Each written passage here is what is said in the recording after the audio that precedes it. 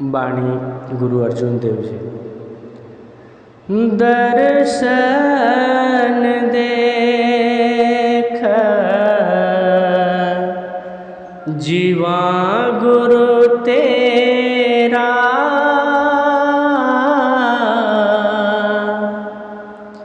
पूरन करम होए प्रभ मेरा। दर्शन देख जीवा गुरु तेरा,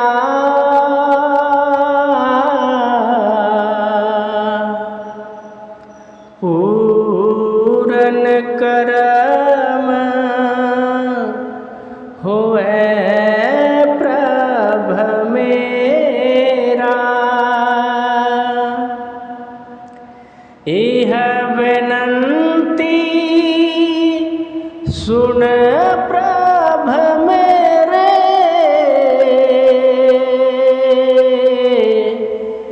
देह नाम कर अपने चेरे।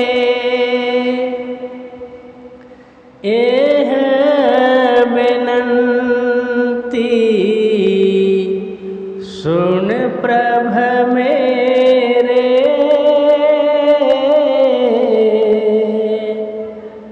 देह नाम कर अपने चेरे। दर्शन देख जीवा गुरु तेरा,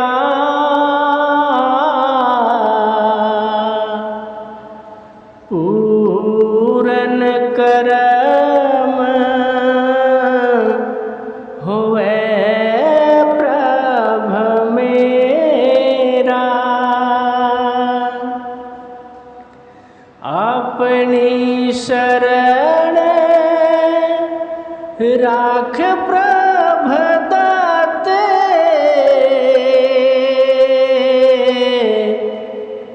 गुर प्रसाद किन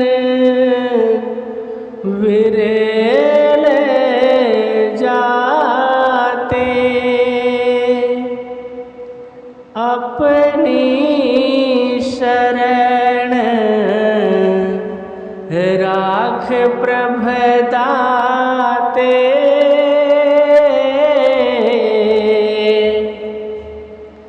गुर प्रसाद किन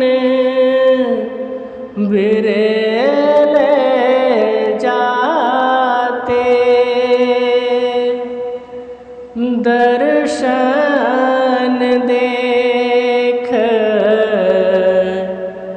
जीवा गुरु तेरा,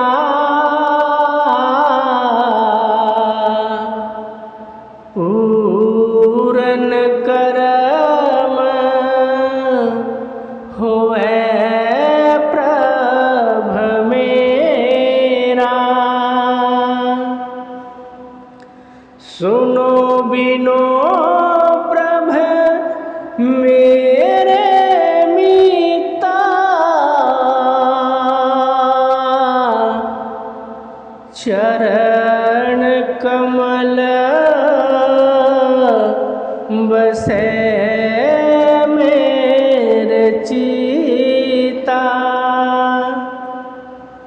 सुनो बिनो प्रभ मेरे मीता,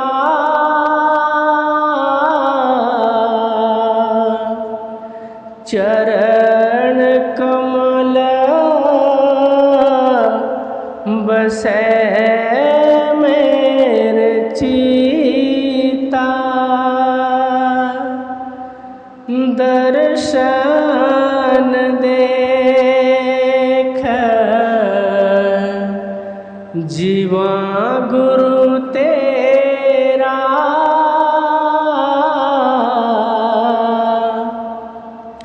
पूरन करम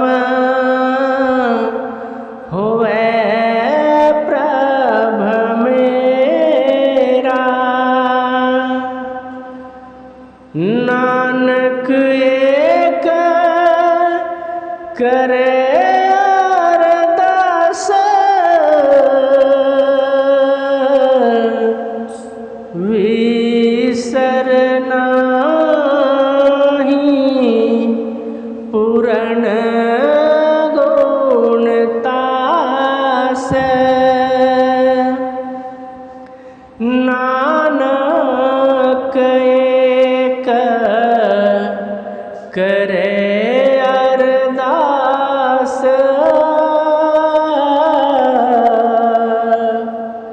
विसर नाही पूरन गुणतास।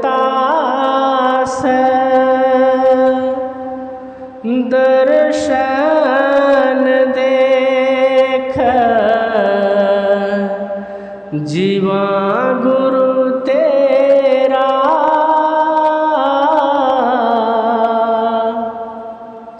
पूरन करम होवे प्रभ मेरा। दर्शन देख जीवा गुरु तेरा पूरन करम होवे प्रभ मेरा। बाबा जी की प्यारी साध संगत जी, आज का सत्संग दर्शन देख जीवा गुरु तेरा जो गुरबाणी से लिया गया है, जिसमें संत गुरु नानक देव जी कहते हैं कि जब हम संसार में जन्म लेते हैं तो हमारी आत्मा एक भुलावे की अवस्था में आ जाती है। यह शरीर, यह समाज, यह संबंध सब हमें लगते हैं हमारे अपने हैं, लेकिन आत्मा का असली घर कहीं और है। वह घर है नाम, वह घर है सतगुरु की शरण, वह घर है परमात्मा का धाम। यह शब्द आत्मा की उसी तड़प और उसकी सच्चे घर लौटने की व्याकुलता को दर्शाता है। आगे गुरु नानक देव जी कहते हैं कि यह पंक्ति आत्मा की उस दशा को प्रकट करती है जब वह जन्म जन्मांतर के अंधकार में भटकने के बाद अंततः सतगुरु के दर्शन पाती है। यहाँ दर्शन का अर्थ केवल आँखों से देखना नहीं, बल्कि आत्मिक अनुभूति है। जब दोनों आँखों के बीच हमारा ध्यान लग जाता है तो समझो कि चरणों में हम उनके बैठे हुए हैं और उनके चरणों के धूल हमारे माथे पर लग जाती है, जो प्रकाश के रूप में होती है।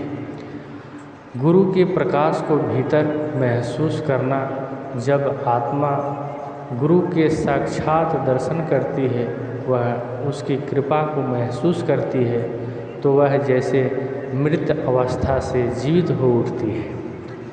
यह दर्शन आत्मा का पूर्ण जन्म है। इस संसार में लाखों लोग सांस ले रहे हैं, पर क्या सभी जीवित हैं? नहीं, केवल वही जीवित है जिसने सतगुरु को पहचान लिया, जिसकी आत्मा ने सतगुरु के चरणों की धूल को स्वीकार लिया। आगे गुरु नानक देव जी कहते हैं कि पूरन करम होवे प्रभ मेरा। हर जीव की आत्मा यह चाहती है कि उसका जीवन सफल हो जाए। लेकिन सफलता का अर्थ हम भौतिक दृष्टि से लगाते हैं, जबकि असली सफलता है आत्मा का प्रभु से मिलन।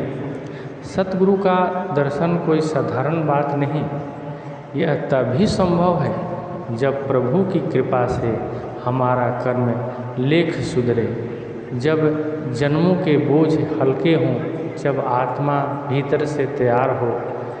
यहाँ पूर्ण कर्म का अर्थ है आत्मा की परिपक्वता, उस स्तर तक पहुँचना जहाँ वह प्रभु की कृपा को ग्रहण कर सके। आगे फिर गुरु नानक देव जी कहते हैं कि एह बिनंती सुन प्रभ मेरे, देह नाम कर अपने चेरे। यहाँ कहते हैं कि अब आत्मा प्रभु के सामने विनती करती है कि हे प्रभु, मुझे अपना नाम दे दो, मुझे अपने चरणों का सेवक बना लो। नाम क्या है? नाम केवल कोई लिखा जाने वाला, पढ़े जाने वाला और सुने जाने वाला शब्द नहीं है। यह एक धुनात्मक शब्द है जो हमारे अंदर बजता है, उसको हम नाम कहते हैं। नाम एक शक्ति है, एक कंपन है, एक दिव्य ध्वनि है जो आत्मा को उसके स्रोत से जोड़ती है। जैसे नदी समुद्र से निकली और वापस उसी में समा जाती है, वैसे ही आत्मा नाम के माध्यम से फिर से परमात्मा में विलीन हो जाती है। यह पंक्ति हमें नाम दान के महत्व को समझाती है। सतगुरु की वह माध्यम है जो नाम के द्वारा आत्मा को परमात्मा से जोड़ता है। आगे गुरु नानक देव जी कहते हैं, अपनी शरण रख प्रभ दाते, गुरु प्रसाद किन बिरले जाते। साचा दाता वही है जो हमें संसार के दुखों से निकालकर अपने शरण में ले ले। यहाँ आत्मा अर्ज कर रही है, हे प्रभु मुझे अपनी शरण दो, यह संसार बहुत भुलावे वाला है। प्रभु की शरण क्या है? प्रभु की शरण उसका नाम, सतगुरु की सेवा और प्रेम में डूबा हुआ ध्यान है। लेकिन यह मार्ग भी बिरलों को ही प्राप्त होता है। लाखों लोग साधन करते हैं, लेकिन सतगुरु कृपा से वह भीतर की यात्रा आरंभ होती है, प्रभु की कृपा से ही होती है। सतगुरु की प्रसाद से ही आत्मा को यह परम रहस्य समझ में आता है। बिना कृपा के ज्ञान नहीं, बिना ज्ञान के मुक्ति नहीं होती। आगे गुरु नानक देव जी कहते हैं कि सुनो बिनंती प्रभ मेरे मीता, चरण कमल बसै मेरे चीता। यहाँ प्रभु को मीता कहते हैं, मित्र कहकर पुकारा गया है। यह आत्मा और प्रभु के बीच एक मधुर संबंध है। प्रेम, आत्मीयता और एकत्व है। चरण कमल, इसका अर्थ केवल भौतिक चरण नहीं, जो पैर हमारे भौतिक शरीर हैं उसके पैर नहीं, बल्कि प्रभु की आज्ञा, उसके प्रेम, उसकी भक्ति, जो दोनों भावों के बीच में हमारा ध्यान लगता है तो समझो कि हम चरणों के पास बैठे हैं और चरणों की प्रकाश के रूप में चरणों की धूलि हमारे ललाट पर लग जाती है, जो आत्मा के चित्त में बस जाए। जब आत्मा हर पल प्रभु के चरणों में रमी रहे तो वह हर परिस्थिति में शांत, प्रसन्न और स्थिर रहती है। यह विनती दर्शाती है कि आत्मा केवल प्रभु को नहीं चाहती, वह चाहती है कि प्रभु का स्मरण, उसकी भक्ति, उसका प्रेम कभी भी उसके मन से विलग न हो। नानक देव जी कहते हैं कि नानक एक करे अरदास, बिसरे नाहि पुरन गुणतास। यह अंतिम पंक्ति उस चरम अवस्था की बात करती है जहाँ आत्मा प्रभु से बस एक ही प्रार्थना करती है, हे प्रभु तेरे गुण कभी बिसर न जाए। भक्ति का असली स्वरूप यही है कि जीवन के हर क्षण में, हर सांस में प्रभु का स्मरण बना रहे। हम भूल जाते हैं प्रभु को, लेकिन जो प्रभु को याद रखे वही सच्चा भक्त है। यह शब्द केवल शब्द नहीं, एक आत्मिक यात्रा है। यह आत्मा की उस अवस्था को दर्शाता है जहाँ वह जगती है और तड़पती है, खोजती है और अंततः सतगुरु की कृपा से अपना रास्ता पाती है। इस शब्द में वह प्यासी आत्मा बोल रही है जो कहती है कि हे प्रभु मैं बहुत समय से भटक रही हूँ, अब मुझे अपने चरणों में लौटा लो। यह शब्द हमें प्रेरणा दे रहा है कि सतगुरु का दर्शन जीवन को सही में अर्थ देता है।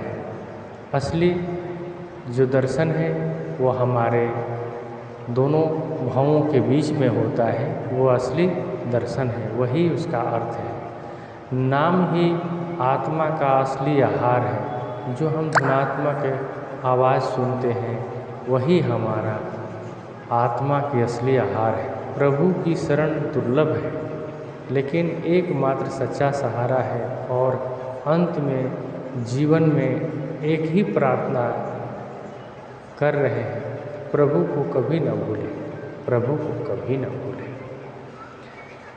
इस संसार में बहुत कुछ मिलेगा, धन, पद, नाम, यश, लेकिन आत्मा को चैन तब मिलेगा जब वह सतगुरु के चरण में झुककर नाम को धारण करेगी। सतगुरु के दर्शन, उसका नाम और उसकी भक्ति ही आत्मा का असली जीवन है, आत्मा का असली श्रृंगार है। तो आइए हम भी अपनी आत्मा को